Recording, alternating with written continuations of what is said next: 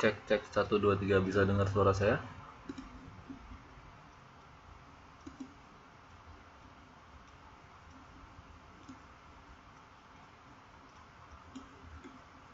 Baik, kita tunggu lagi ya beberapa waktu ke depan ya, karena ini baru 5 siswa yang hadir.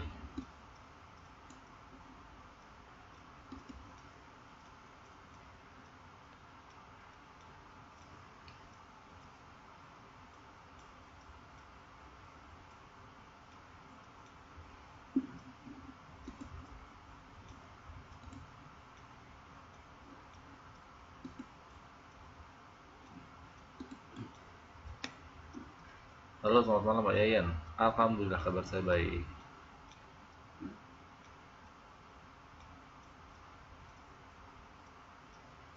Selamat malam semuanya ya. Kita tunggu sebentar lagi teman-temannya yang susah masuk ya.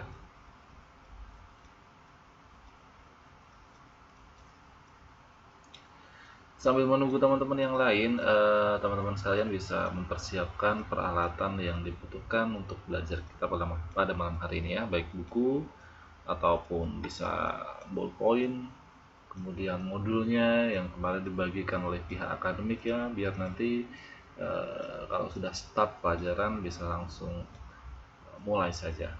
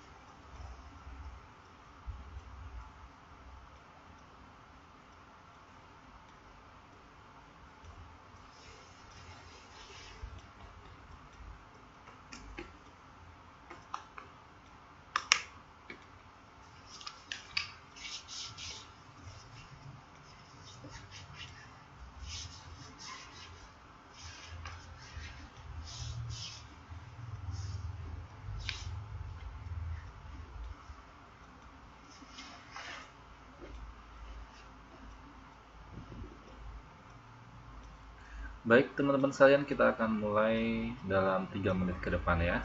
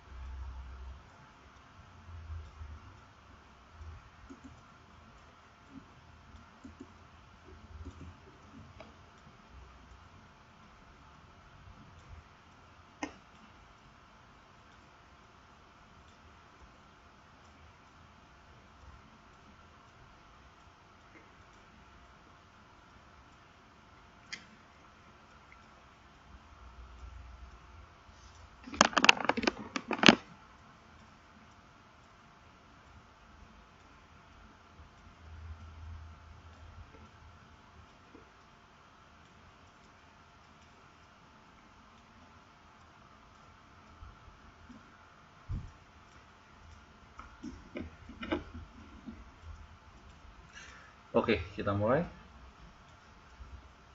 Saya buka dulu sebelumnya. Assalamualaikum warahmatullahi wabarakatuh. Saya ucapkan selamat malam dan selamat datang kepada seluruh siswa dan siswi kelas 9 semester 6 untuk program belajar kejar paket di Kesetaraan Taiwan periode 2016-2017. Dan malam hari ini masih dalam nuansa Kuonien ya, Kuonien. Jadi saya mengucapkan bagi teman-teman yang di sana pastinya merayakan semua ya. Xinyan Kuai Gongxi Facai. Tapi saya nggak akan bilang Hong Pao Nala ya. Saya bilang Hong Pao Nala ya, nanti angpaunya nggak sampai sini.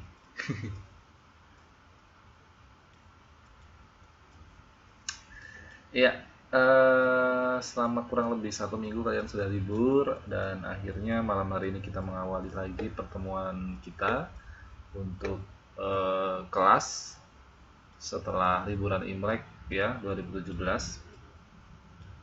Ini sudah ada 7 siswa yang sudah hadir, ada Mbak Ica, ada Mbak Rani, ada Mbak Yeyen, ada Mas Siswanto, ada Rosita, ada Luna Febria, dan ada Mimi. Nah, 7 siswa yang sudah hadir, saya kira sudah cukup untuk bisa kita mulai kelasnya.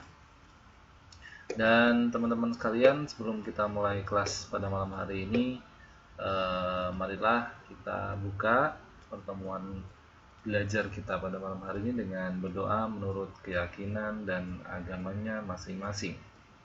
Berdoa dipersilahkan.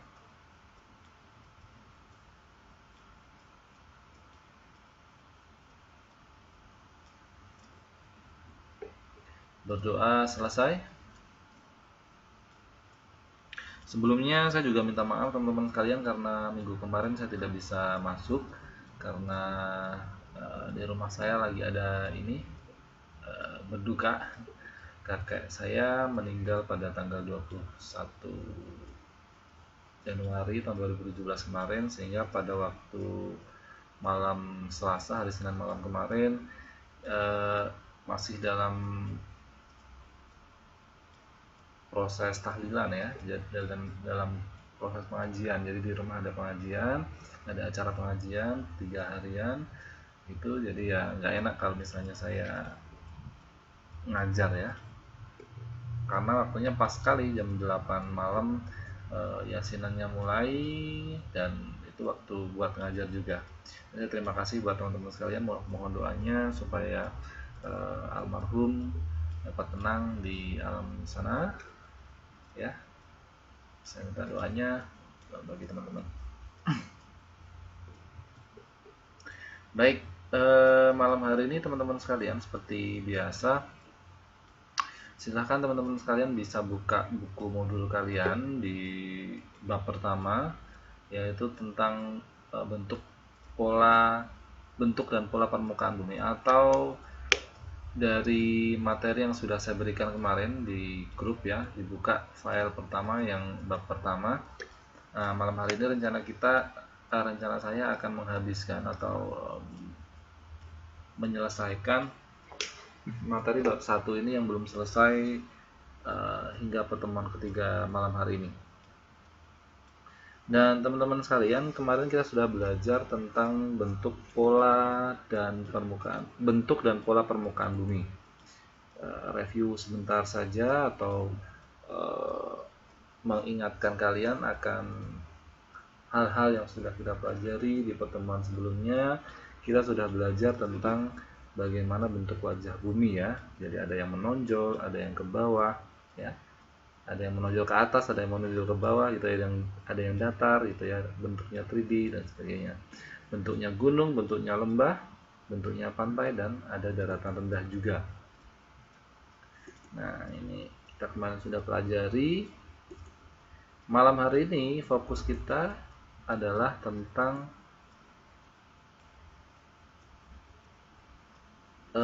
gunung.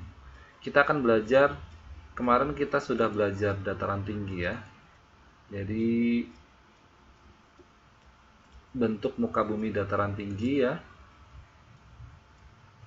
kita sudah pelajari definisinya. Kemudian di muka bumi yang termasuk dataran tinggi itu apa saja ya.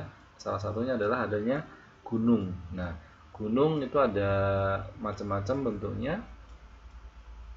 Ada yang dia dengan kemiringan atau lereng kurang dari 45 derajat, itu disebut gunung landai. Kemudian gunung yang lebih dari 45 derajat namanya gunung curam, dan gunung yang sama dengan 90 derajat disebut gunung tegak atau gunung dinding. Nah, ini yang terakhir kemarin kita pelajari tentang bagaimana dengan gunung berapi. Di Indonesia itu masih banyak sekali gunung berapi yang masih aktif. Ya, ada Gunung Talang, ada Gunung Kerinci, ada Gunung Merapi, dan ada Gunung Jaya Wijaya di Irian Jaya. Nah, ini salah satu gunung yang masih aktif di Indonesia maupun di dunia terkenal, yaitu Gunung Merapi yang ada di Jogja, di tempat saya. Jadi Gunung Merapi di Jogja itu terakhir meletus pada tahun 2011, dan itu luar biasa ledakannya atau meletusnya sehingga menewaskan salah satu juru kunci atau salah satu penunggu Gunung Merapi, yaitu Mbah Marijan waktu itu, yang terkenal dengan iklannya Kuku Bima ya. Nah, waktu itu beliau meninggal di letusan yang dahsyat pada tahun 2010 atau 2011. Nah, kemarin kita sudah menanyakan juga ya, di Taiwan saya kira ada juga Huosan atau gunung berapi juga. Cuman saya nggak tahu namanya ya, tapi tidak sebanyak di Indonesia. Nah, bagaimana klasifikasi gunung atau macam-macam gunung berdasarkan dimensi ketinggian atau berdasarkan dari berapa tinggi gunung tersebut ya. Jadi kalau kita bicara tentang jumlah atau jarak ketinggian sebuah gunung, itu ternyata gunung itu bisa dibagi bermacam-macam. Oke, yang pertama kita akan mulai dari pegunungan rendah. Ya, kita akan bahas tentang pegunungan rendah.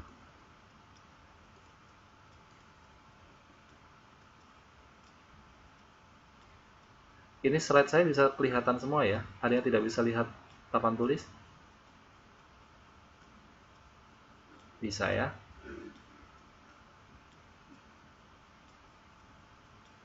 Oke, saya lanjutkan. Tadi kita bahas gunung. Nah, kalau gunung itu dilihat dari bermacam-macam tinggi, dari tingginya ya, dari perbedaan tinggi antara gunung satu dengan gunung yang lainnya, ternyata gunung itu bisa dibagi menjadi beberapa macam. Yang pertama adalah pegunungan rendah. Yang namanya pegunungan rendah itu adalah jika sebuah gunung atau pegunungan itu memiliki tinggi 200 hingga 500 meter yang diukur dari permukaan air laut atau disingkat dengan MDPL, meter di atas permukaan laut, ya. Jadi yang namanya gunung rendah itu bisa diingat-ingat ya. Jadi pegunungan yang memiliki ketinggian 200 hingga 500 meter. Ya, nanti kalau kalian pengen tahu gunungnya seperti apa, mana yang merupakan pegunungan rendah, kalian bisa coba ukur ya. Naik gunung kemudian diukur. Nanti kalau sampai puncak, dari bawah udah mulai bawa meteran tuh ya, sampai atas ketemu tuh, sudah sampai puncak, oh ya ternyata pegunungan rendah ya. Misalnya ketemu tingginya adalah 490 meter, berarti masih masuk dalam kategori pegunungan rendah. Yang kedua adalah pegunungan menengah.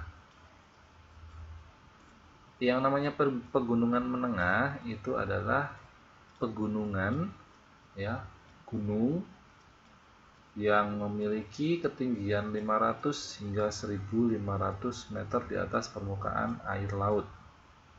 Nah, ini beda lagi. Kalau tadi pegunungan rendah hanya berkisar 200 hingga 500 meter, tetapi kalau pegunungan menengah itu memiliki ketinggian 500 sampai 1500 meter di atas permukaan air laut, ya. Jadi kalau kalian naik gunung bawa meteran sampai puncak, kalian sudah ukur dari bawah kemudian sampai puncak, ketemu tingginya sekitar 1250 misalnya gitu ya. Nah, itu termasuk dalam kategori pegunungan menengah. Nah, bagaimana dengan yang namanya pegunungan tinggi? Oh ya, sebelum ke pegunungan tinggi, pegunungan menengah ya, yang tadi sudah saya katakan memiliki ketinggian 500 hingga 1500 meter di atas permukaan laut, itu bisa dijumpai merata di seluruh wilayah Indonesia. Jadi bisa ditarik kesimpulan bahwa jenis gunung di Indonesia yang merata tersebar dari Sabang hingga Merauke itu termasuk dalam kategori pegunungan menengah. Jadi kalau misalnya nanti ada pertanyaan, gunung-gunung yang ada di Indonesia menurut tingginya itu termasuk dalam kategori pegunungan apa? Jawabannya adalah termasuk dalam kategori pegunungan menengah. Ya, selamat malam Mas Dharma, silahkan langsung bergabung. Nah, yang terakhir adalah pegunungan tinggi. Yang namanya pegunungan tinggi itu adalah jika kalian nanti menemukan artikel atau wacana atau kalian bisa mengukur sendiri gitu ya, sebuah gunung atau pegunungan-pegunungan yang ada di Indonesia maupun dimanapun, jika sebuah gunung atau pegunungan tersebut memiliki tinggi lebih dari 1500 meter di atas permukaan laut, itu namanya pegunungan tinggi. Nah, di Indonesia sendiri yang termasuk pegunungan tinggi itu terdapat di wilayah Irian Jaya atau Papua. Nah, gunung di Irian Jaya yang termasuk dalam kategori pegunungan tinggi dengan tinggi lebih dari 1500 meter di atas permukaan laut adalah Gunung Jaya Wijaya, di mana Gunung Jaya Wijaya ini memiliki tinggi 5030 meter di atas permukaan laut. Nah, tinggi sekali ya. Nah, itu kalian bisa belajar, kalian sudah paham yang namanya pegunungan menurut tingginya itu ada 3, yaitu pegunungan rendah, pegunungan menengah, dan pegunungan tinggi.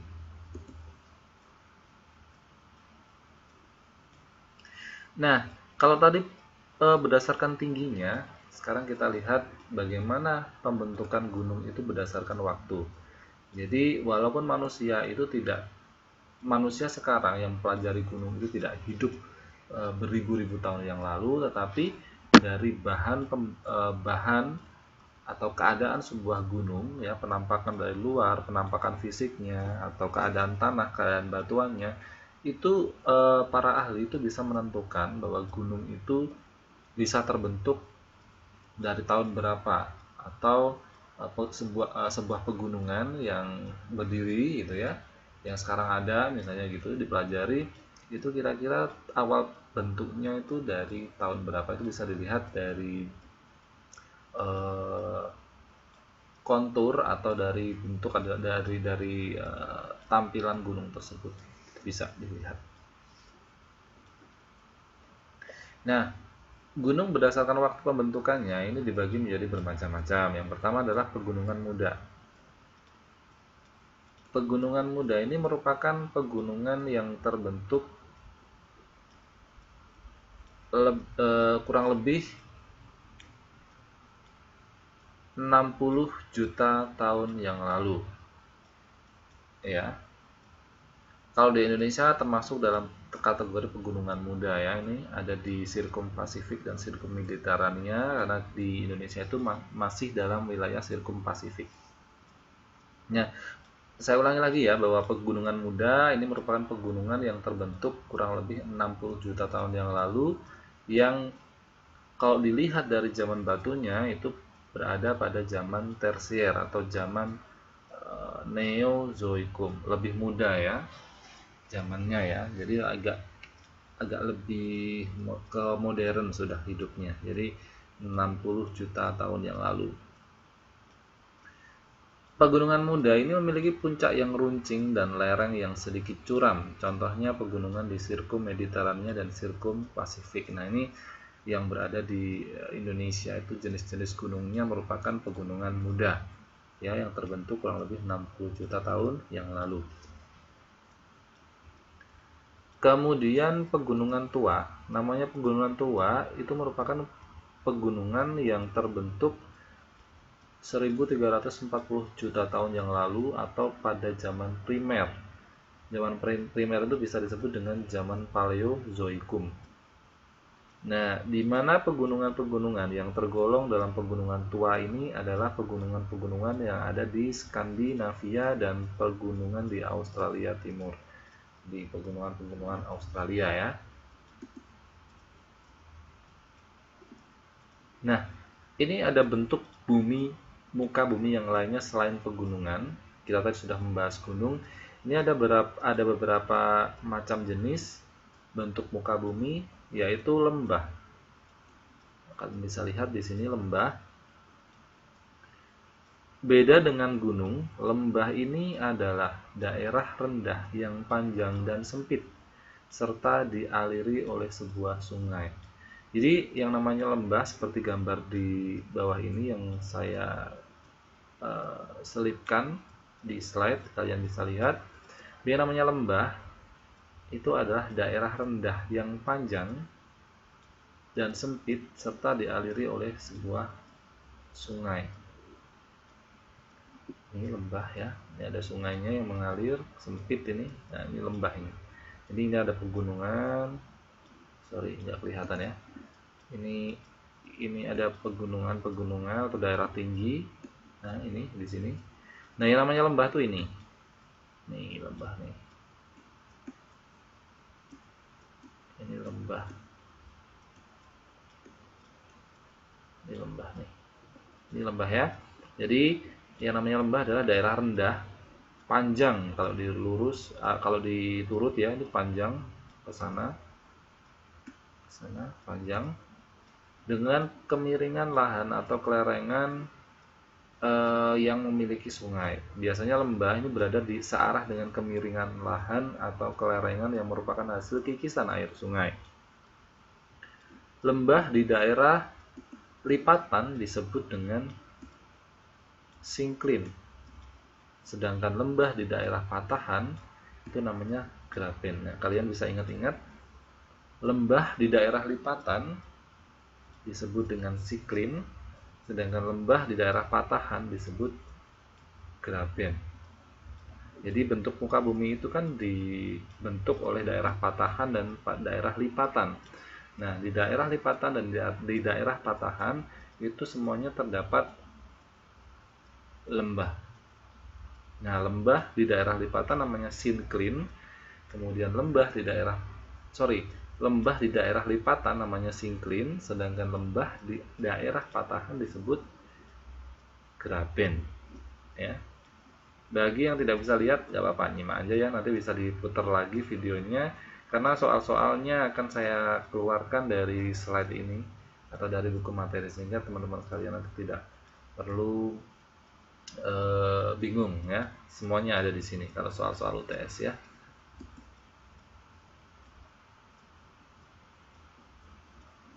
Baik, tadi lembah, kemudian bentuk muka bumi yang lainnya ada yang namanya bukit.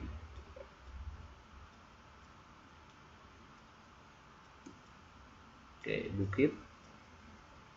Apa itu bukit, Pak? Jadi bukit itu adalah bagian muka bumi yang lebih tinggi daripada daerah sekitarnya dengan ketinggian kira-kira 200 hingga 300 meter di atas permukaan laut. Nah, ini kalian bisa lihat di sini yang namanya bukit yang mana? Yang namanya bukit ini adalah yang ini. Ya. Ini kan kalau kita lihat lebih tinggi dari daerah-daerah sekitarnya ya. Ini kan daerah dataran rendah. Daerah-daerah sekitarnya. Ini namanya bukit tuh ini. Ya. Daerah yang lebih tinggi daripada daerah sekitarnya, tetapi ketinggiannya itu pun juga ada ukurannya, yaitu ukurannya 200 hingga 300 meter di atas permukaan air laut. Gitu. Bukit ini memiliki ukuran yang lebih kecil daripada ukuran gunung. Ya, ini yang membedakan bukit dan gunung. Jadi ukurannya itu lebih kecil. Kalau gunung kan ukurannya lebih gede ya. Kalau bukit ukurannya lebih kecil, sehingga kadang-kadang orang-orang itu kan susah membedakan ya mana pegunungan, mana yang bukit. Nah, membedakannya gampang kalau dia kecil berupa gundukan tapi tidak besar dan kemudian tingginya hanya 200 hingga 300 meter, itu namanya bukit. Nah, bukit-bukit yang berjajar-jajar kemudian berderet-deret memanjang gitu ya di suatu wilayah itu namanya perbukitan. Kalau gunung yang berjajar-jajar di suatu wilayah memanjang itu namanya pegunungan. Nggak apa-apa Mbak Nurul Ida, silahkan masuk, silahkan bergabung saja. Nah, ada juga bentuk muka bumi lain yang namanya depresi. Ini bukan depresi sakit jiwa ya, karena putus cinta atau karena nggak punya uang atau ditinggal lari suami atau istrinya, itu bukan. Yang di sini yang namanya depresi itu adalah daerah yang mengalami penurunan atau pemerosotan sehingga permukaannya itu lebih rendah daripada permukaan air laut di suatu daerah yang dikelilingi oleh daerah yang lebih tinggi. Jadi yang namanya depresi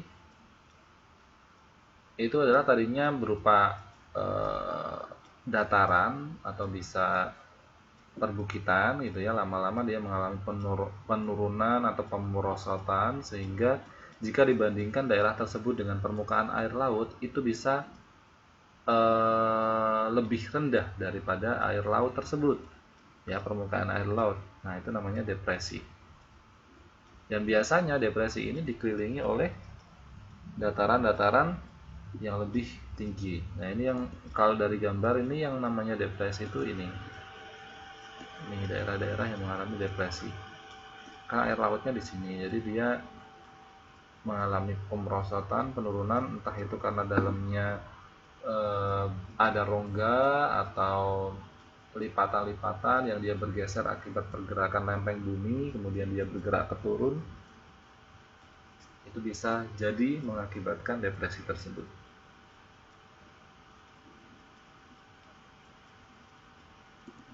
Oke, kita lanjutkan ya.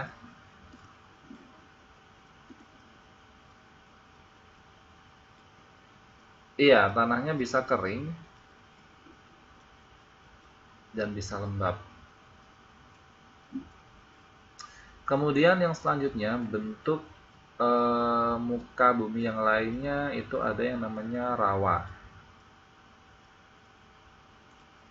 Nah, mungkin kalau ini kalian sering mendengar ya, atau dulu ketika di Indonesia kalian pernah bermain di rawa-rawa di mana tempat kalian tinggal. Rawa ini merupakan dataran rendah yang selalu basah. Ya, biasanya sifatnya jenuh karena ada air dan selalu digenangi oleh air. Jadi yang namanya rawa itu dataran rendah yang selalu basah dan digenangi oleh air. Nah, itu ada tanaman-tanamannya, genjer tadi itu ya. Saya dulu juga suka sekali genjer. Padahal itu sebuah tanaman yang tidak bisa dicerna ya. Jadi kalau dimakan nanti kalau BAB itu keluar genjer lagi.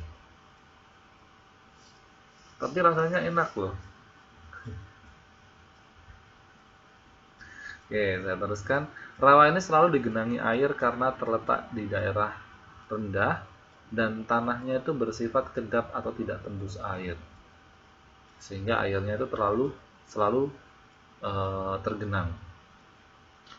Jadi di daerah-daerah yang dimana itu dalam kondisi rawa-rawa ya, tanah di daerah tersebut itu biasanya kedap air. Kedap air tuh dia tidak bisa menyerap air tanahnya itu, sehingga airnya tidak bisa tembus ke dalam tanah dan dia selalu menggenang.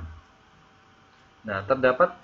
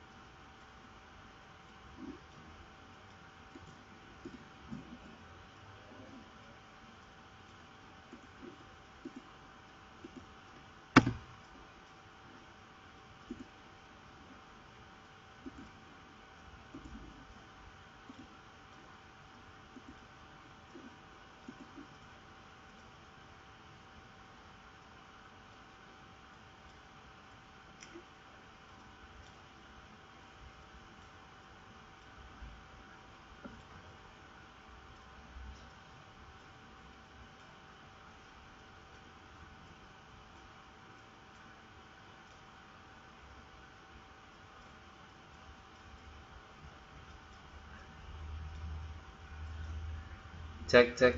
Halo, bisa dengar suara saya? Aduh, mohon maaf teman-teman sekalian, tadi sinyalnya hilang. Halo, bisa dengar suara saya lagi? Mohon maaf tadi sinyalnya hilang.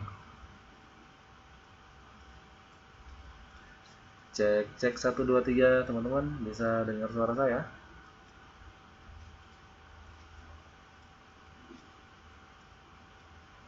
Maaf ya. Jadi saya tuh kan beli ini paketan apa? Bukan paketan ya, apa namanya? Langganan WiFi saya di rumah itu kan pakai 4G. Teknologi 4G itu kan.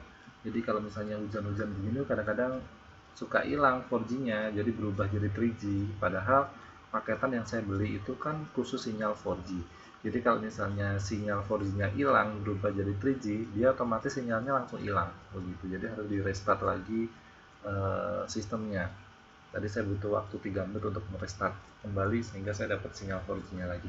Oke, kita lanjutkan. Tadi itu ya, rawa itu dataran rendah yang dia keadaan tanahnya itu tidak tembus air atau selalu kedap sehingga dia selalu tergenangi air. Dan di rawa itu terdapat garam-garam mineral yang merangsang pertumbuhan tanaman-tanaman khas rawa-rawa seperti spocum. Itu nama ini bahasa-bahasa biologinya ya, bahasa-bahasa latinnya. Ada Pritrichaoe dan sejenisnya, dan ada juga yang namanya pene pelanga. Kalau dilihat dari tumbuh-tumbuhan di sini ya, ada semanggi, kemudian ada genjer gitu ya, itu tumbuh-tumbuhan rawa ya, tanaman bakau dan sebagainya. Bisa kalian lihat walaupun tanpa tahu bahasa biologinya atau bahasa Latin dari tumbuhan tersebut, kalau kita lihat dari gambarnya ada genjer, ada semanggi gitu ya, itu biasanya tumbuhan yang hidup di daerah-daerah rawa-rawa yang dia memiliki terdapat banyak garam-garam mineral.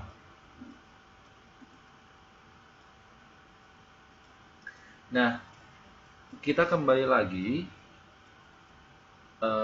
membahas di awal bahwa sebenarnya untuk melihat permukaan bumi atau bentuk pola muka bumi di dunia, tidak hanya di Indonesia saja, pasti kita perlu melihat, kita perlu bantuan sesuatu yang namanya peta. Jadi peta ini adalah salah satu bantuan yang dapat membantu kita, ya, salah satu apa istilahnya ya, alat yang bisa membantu kita untuk mengetahui secara detail kondisi dan bentuk muka bumi.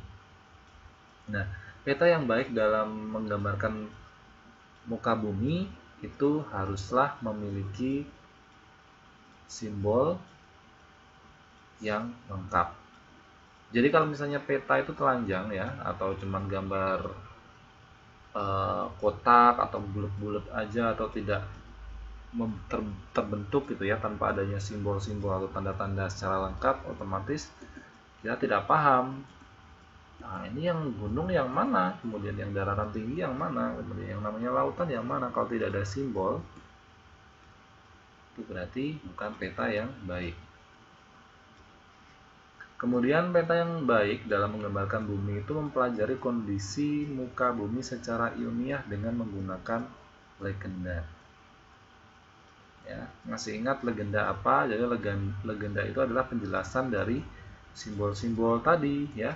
Kalau garis lurus namanya apa, kalau segitiga ke atas namanya apa, kalau segitiga ke bawah namanya apa, kalau kalau garis putus-putus itu tandanya apa. Nah, ini seperti yang saya kotakin di sini namanya legenda.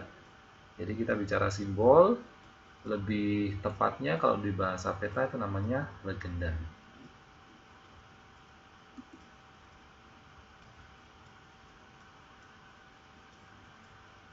Oke, kita kemudian beralih ke peta yang lebih bisa menerangkan bumi secara detail, namanya adalah relief atau yang disebut dengan peta bentuk muka bumi. Kalau kita melihat peta-peta biasa itu yang digambarkan di kertas gitu ya, itu bukan relief. Kalau relief itu adalah peta bentuk muka bumi yang dia bisa menggambarkan bumi itu secara 3 dimensi, atau yang bisa kita bayangkan bahwa bumi dalam keadaan yang sebenarnya. Jadi peta bentuk muka bumi atau relief ini biasanya disajikan dalam bentuk simbol, titik, dan garis. Simbol titik, garis, dan area. Simbol titik ini gunanya untuk apa? Simbol titik ini digunakan untuk menentukan lokasi sesuai dengan bentuk muka bumi dari wilayah yang dipetakan. Jadi pentingnya simbol titik yang ada di dalam peta itu biasanya digunakan untuk menentukan lokasi sesuai dengan bentuk muka bumi dari wilayah yang dipetakan. Misalnya kalian biasa menggunakan Google Map. Nah, di Google Map itu kan pasti untuk menandakan suatu lokasi-lokasi, misalnya Taipei, itu kan pasti ada simbol titik ya. Entah itu titiknya segede apa, tapi dia titik atau bulatan ya, bulatan hitam itu menandai atau menentukan sebuah lokasi tertentu yang ada di muka bumi, seperti tadi misalnya lokasi di Taipei, lokasi di Kaohsiung, lokasi di Taichung gitu ya, dan sebagainya. Kemudian ada lagi yang namanya simbol garis. Simbol garis ini digunakan untuk menentukan ketinggian suatu wilayah dengan menarik garis suatu wilayah yang berketinggian sama berdasarkan bentuk muka bumi yang dipetakan. Jadi biasanya kalau ada simbol garis atau peta yang digambarkan dengan adanya garis-garis di dalamnya, itu untuk menentukan ketinggian suatu wilayah. Jadi kalau kita samakan, untuk kita melihat sebuah wilayah dengan adanya garis-garis tertentu, kemudian kok ada garis yang berbeda, misalnya agak tinggi dan sebagainya, atau agak melengkung, atau agak serong kemana gitu ya, serong ke kanan atau serong ke kiri atau serong ke atas, itu menandakan bahwa itu perbedaan tinggi suatu wilayah. Nah, peta relief yang pertama adalah diagram atau penampang melintang. Penampang melintang atau diagram ini menggambarkan tingkat kemiringan bumi. Bentuk muka buminya bisa dilihat secara jelas. Ini biasanya terdapat pada jenis peta topografi. Seperti ini gambarnya, teman-teman sekalian. Ya, kalau kedalaman laut di peta itu dibedakan dengan warna. Karena semakin warna laut itu kan warnanya biru ya. Biru kalau di peta. Nah, semakin kelihatan dalam itu birunya itu terlihat ada semacam hitam-hitamnya, agak sedikit biru tua gitu. Baik.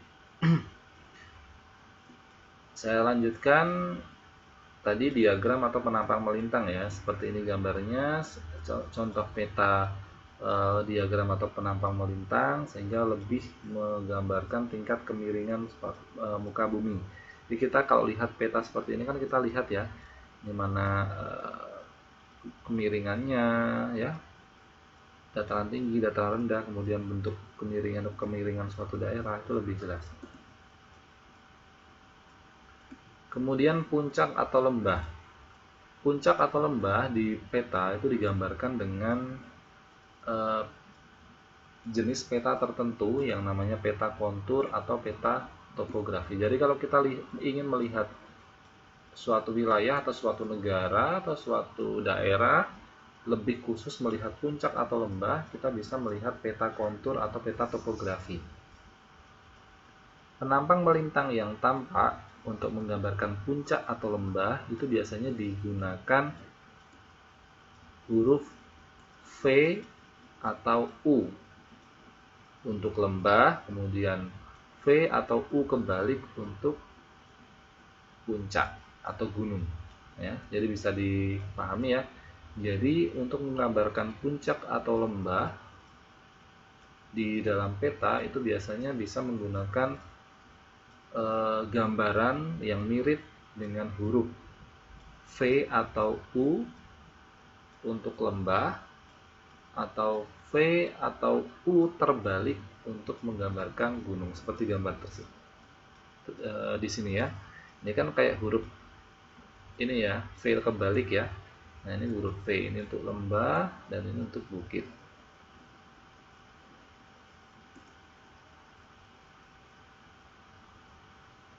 Nah, gambaran permukaan bumi itu juga ada yang bentuknya gambar 3 dimensi ya, hampir bisa melihat dari sisi-sisi, tidak hanya dari sisi aja, satu sisi saja itu, misalnya sisi depan saja, tidak. Kalau gambar 3 dimensi kita bisa melihat dari sekeliling sisi, dari depan, dari belakang, dari samping kanan, dari samping kiri, dari atas, dari bawah, kita bisa melihat bentuknya secara detail. Gambar 3 dimensi bentuk muka bumi itu biasanya digambarkan dengan diagram blok berupa dataran rendah, dataran tinggi ya. Nah, seperti yang tadi sudah saya jelaskan, gambar 3 dimensi ini atau peta 3 dimensi ini lebih jelas ya untuk melihat mana dataran di muka bumi, mana dataran di laut, mana dasarnya, dan bisa kita lihat.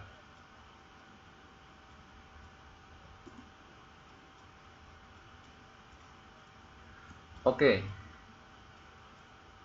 kita sudah bicara gunung, kita sudah bicara lembah, kemudian puncak, jenis-jenis peta yang menggambarkan puncak, lembah, dan sebagainya.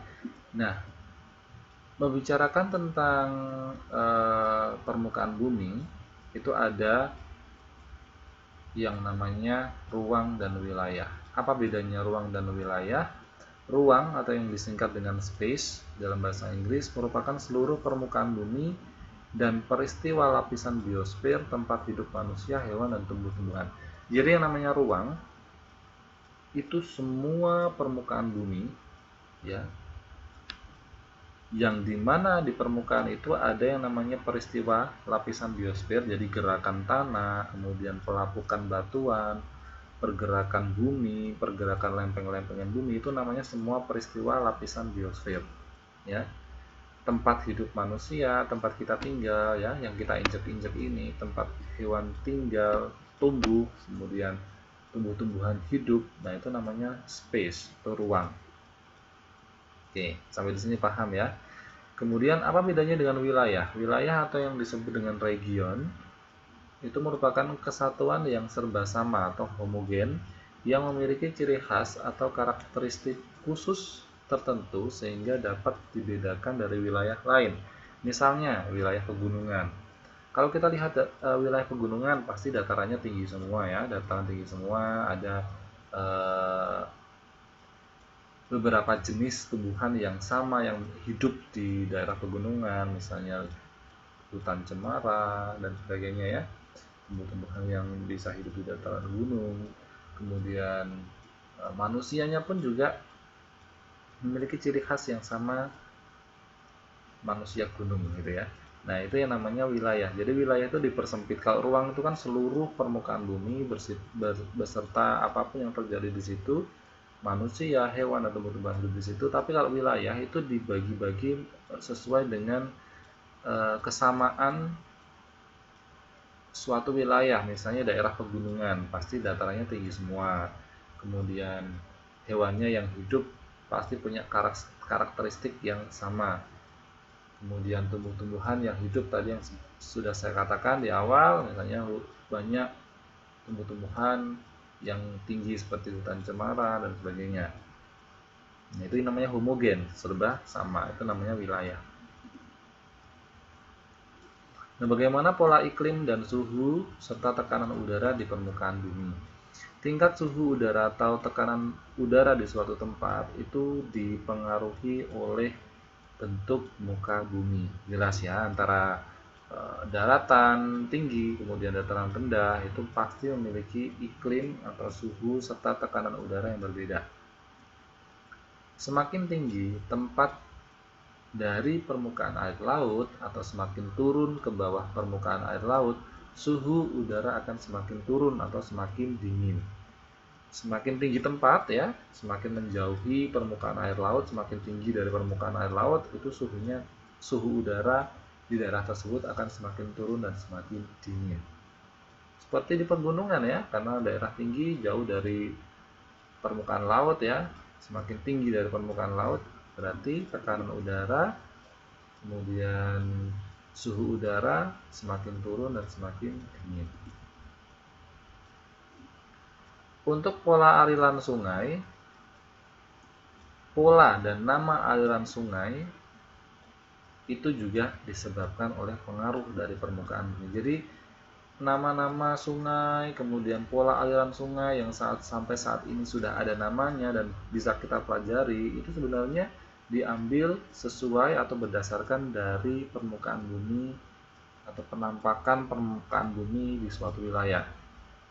Permukaan bumi ada yang berbentuk lereng dengan kemiringan yang sangat menentukan pola aliran air sungai. Jadi pola aliran air sungai itu ditentukan oleh lereng-lereng. Ada yang searah, ada yang tegak lurus, ada yang tidak beraturan arahnya ya. Nah, kemudian keadaan seperti inilah yang bermacam-macam tadi ya, tidak searah, tegak lurus dan berlawanan serta tidak beraturan itu melahirkan jenis-jenis sungai.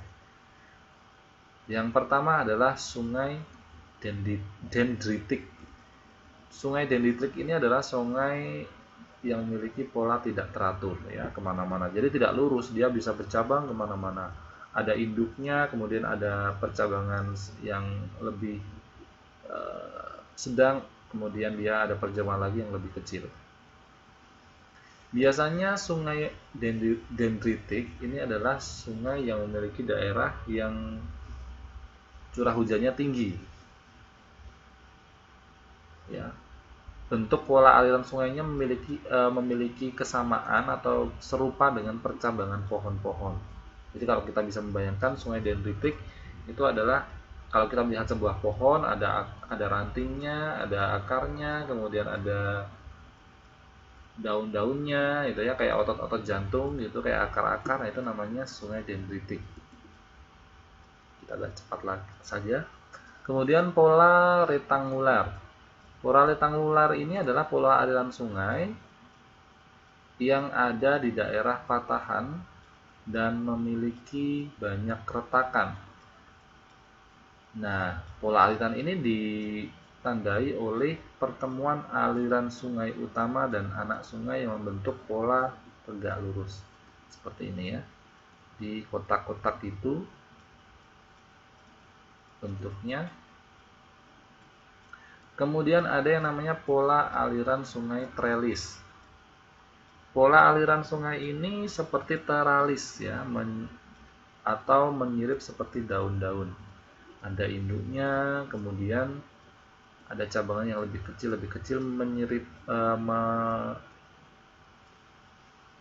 mirip dengan tulang-tulang daun. Biasanya terdapat di struktur daerah-daerah yang daerah-daerah lipatan, kemudian ada di daerah patahan juga. Kemudian ada yang namanya pola aliran sungai paralel. Aliran sungai paralel ini memiliki bentuk saling sejajar dan biasanya dipengaruhi oleh keadaan angin suatu wilayah.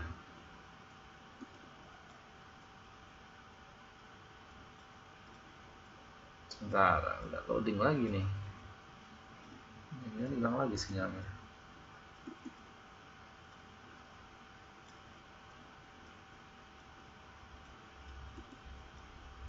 Yang selanjutnya adalah aliran radial centrifugal. Pola aliran ini memiliki arah menyebar ya, biasanya dari puncak ke bawah, dari pegunungan ke bawah.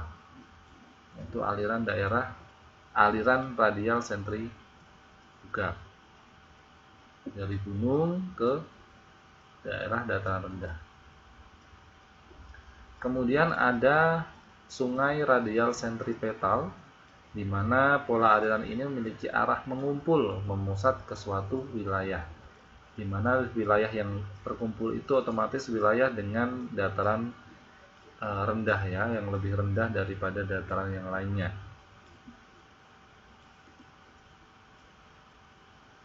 Kemudian pola aliran sungai anular hampir sama dengan radial, dia menyebar kemudian masuk ke sungai yang lebih besar berbentuk lingkaran seperti kubah. Nah, bagaimana pola pemukiman sesuai dengan bentang alam? Ini yang materi terakhir. Ada yang namanya pola pemukiman terpusat. Pola pemukiman terpusat itu jika rumah-rumah penduduk yang menempati suatu wilayah itu mengumpul menjadi satu dengan tanah pertanian, dengan tanah perkebunan, peternakan, ataupun pertambangan dan sekitarnya. Jadi tidak hanya satu jenis mata pencarian atau bidang ekonomi yang ditempati, tetapi kalau bicara tentang pemukiman terpusat semuanya ada di situ. Ya, ada pertanian, ada perkebunan, peternakan, dan pertambangan. Itu sejajar atau berdampingan dengan rumah-rumah penduduk. Jadi tidak ada misalnya hanya pertanian saja, hanya perkebunan saja, atau peternakan atau pertambangan dan sebagainya, tidak. Tetapi rumah-rumah penduduk berjajar semua dengan daerah-daerah yang bisa dijadikan sebagai lahan atau tanah pertanian, perkebunan, peternakan, dan pertambangan. Ini pola pemukiman memanjang.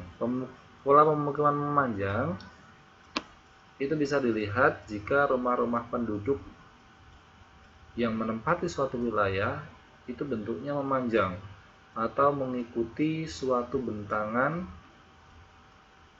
baik itu misalnya aliran sungai, rel kereta api, ataupun daerah jalan. Jadi kalau misalnya rumah-rumah penduduk itu ada di pinggiran bantaran sungai, misalnya ada pinggiran kereta api, kemudian ada di pinggir-pinggir jalan, lurus mengikuti jalan, lurus mengikuti sungai, lurus mengikuti kereta api, itu namanya pola pemukiman memanjang. Seperti ini ya, ini sungainya, kemudian samping-samping ini ada perumahan, lurus mengikuti aliran sungai sampai ujung gitu ya, itu namanya pola pemukiman memanjang. Nah, ini pola pemukiman memencar. Pola pemukiman memencar atau menyebar itu pada umumnya terdapat di daerah-daerah pegunungan atau daerah-daerah terpencil yang kering, ya, susah air dan sebagainya. Itu biasanya pola pemukimannya memencar. Jadi jarak antara rumah satu dengan rumah yang lainnya itu terpaut jarak, ya, terpaut agak jauh jaraknya, tidak padat seperti di perkotaan atau di pola pemukiman memusat tadi. Misalnya pada daerah-daerah kering, ya, permukiman penduduk itu tersebar karena keterbatasan sumber-sumber air. Jadi mereka itu memilih atau mencari tempat-tempat yang ada sumber airnya. Nah, di mana ada sumber air, di situ pasti ada pemukiman dalam jumlah yang kecil. Jadi dia nyari itu sumber air dimanapun gitu ya, sehingga karena sumber-sumber air di daerah kering itu sangat sulit ditemukan, sehingga kadangkala antara sumber air satu dengan sumber air yang selanjutnya atau yang lainnya itu tidak dalam jarak yang dekat, tapi jarak yang jauh-jauh, sehingga di sini termasuk pola pemukiman memencar. Baik, itu selesai teman-teman sekalian, pas ya untuk menyelesaikan bab 1, dan ini masih kurang lebih ada 4 menit. Ada yang mau ditanyakan?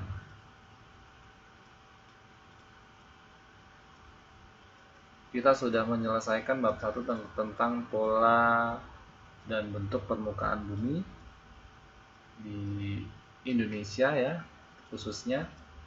Kemudian kita juga sudah belajar tentang bagaimana melihat permukaan bumi serta polanya menggunakan peta. jenis-jenis dataran tinggi, kemudian pola aliran sungai, serta pemukiman. Apa pertanyaannya? Ya kan sudah saya jawab yang masalah kedalaman laut ya, di peta dibedakan dengan warna. Iya, di laut kalau kita lihat peta, dalamnya laut itu bisa diukur atau dilihat dari warna peta. Jadi semakin muda warnanya, biru muda gitu ya, itu semakin kelihatan kalau laut itu tidak dalam. Tapi kalau kita lihat birunya kalau semakin tua ya,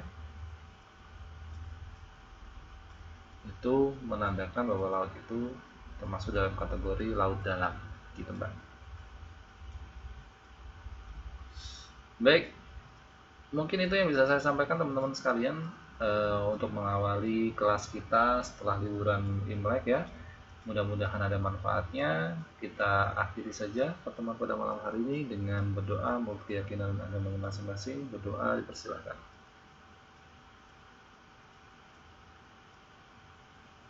Berdoa selesai. Terima kasih atas kehadirannya ya. Mudah-mudahan ada manfaatnya. Malam hari ini saya masih ada satu kelas lagi untuk kelas sosiologi. Jadi saya tidak bisa untuk extend waktunya. Mudah-mudahan bisa dipahami penjelasan dari saya.